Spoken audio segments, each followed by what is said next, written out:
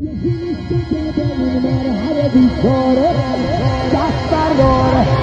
روبرو شدن با این من خطر داره. به احادیث و روایات رجوع کردم، زیر و رو کردم، خودمی از روایت و حدیث نابو بچشم یه قطر فضل موتورابو تا بفهمم چیه معیار حسابو بشمارم جرعه فضائل جنابو.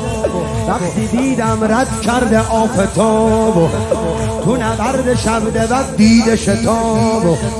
توی لیلت المبیدت تا تو خوابو صفحه به صفحه ورق زدم کتابو تا رسیدم به چنین روایتی چی یه حدیث قدسی از دلبای نبی لو اجتمع الناس علی حب علی نمی آفرید خدا جهنمش رو اگه همه عالم بودن فقط محب علی.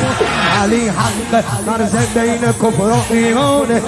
علی قرآنه خواجه موزر و تماره و سلمانه، علی سلطانه،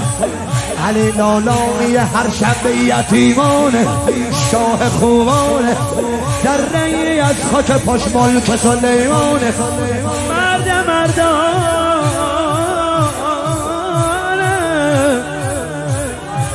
سجاده شکرانه رو کو کردم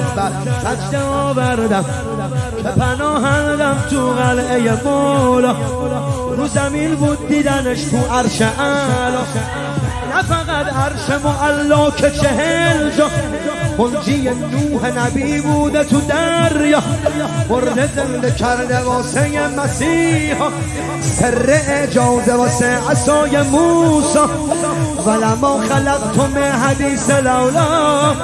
و هزاران از این سر مگوها همشون نمیرسن به این فضیلت که چی وقتی فاطمه زن خونه این مرده چه مقامی درجات فضل و رد کرده. همه عالم اگه دشمن مولاشن یه تن فاطمه دور علی میگرده. علی شیر هر نورده یل پیکاره علی سرداره وقتی که روی لبش یا فاطمه داره این یه اخداره یکی نیست که به این مرحب بیچاره دست برداره روبرو شدن با این مرد خطر داره. بابا کرداره بابا کراره